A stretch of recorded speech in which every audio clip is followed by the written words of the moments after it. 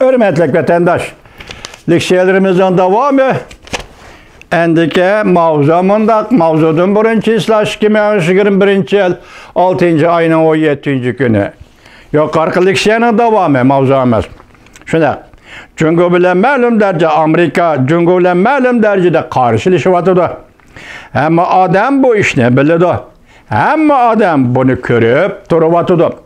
Bu işlerden nemişki özümüzde kaçırımız ve nemişki korkumuz. Lekin biz bu işlerden hudukup kalmadık. Çünkü bizden müdafiye gücümüz intayin yukarı seviyede duruvatıdı. Lekin mühimi şu ki, bizden Cungo bilen bolgan münasibetimizden karakteri ve seviyesi meselesidir. Sen yani muhbir Cungo'nun 4 tane avamatçısı var dedin. Amerika'da kaçlık avamatçı var? Muhbir Keir Simons tehimi köp. Cevap verip dedi ki muhbir Keir Simons dedi ki tehimi köp. Prezident Vladimir Putin sen şundak dedin. Bu hammenin göz karışım. Biz Cungo'nun avamatçılardan nemişke endişe kılışımız gerek. En mühimi şu ki biz bilen Cungo'nun oturusu da nait uzun devlet çigralarımız var. Bu çigrala koruluktaki çigraladı. Şendin mi? Sen yani muhbir ne demekçi? Cungo'nun avamatçıları koruluktan ütüp bizden çigralarımızga yetip keleleydi dep hesaplamsan. Bu fakat ehmiyeti yok bir gaptir. Sen köpçük et yengala Cungo harbiy tayyorliqlarni tizginlash suhbatiga qatnashmaydi. Hujumchi qurollarni azaytish suhbatiga qatnashishni rad qildi. Mana bu uning sababidir. Sen Cungoliklardan so'rab baq. Yaxshimi, yomonmi bu ishni ular belgilaydi. Lekin ularning sabablari intayin oddiy. Mundaq tushunishga bo'ladi.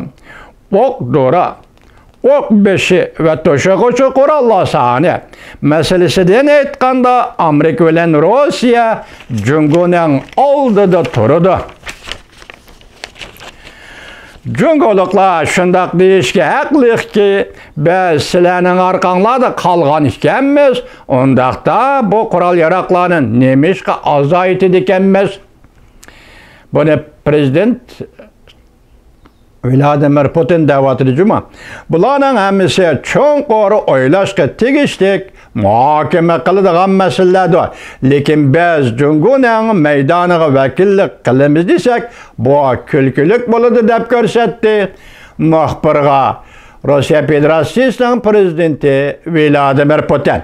Muxbir Keir Simons, siz Cungo'ning Şinjan'daki Uyg'ur milletiga muomala qilish usuliga qanday qaraysiz? Javob. Prezident Vladimir Putinning javobi. Siz bilasiz, muxbir ne demoqchi? Men ba'zi Uyg'urlar bilan ko'rishgan edim. Biz hamon markaziy hukumatni tanqid qiladigan odamlarni izlab topalaymiz. Men Cungo'ni ziyorat qilgan chog'larimda ba'zi Uyg'urlar bilan ko'rishgan edim.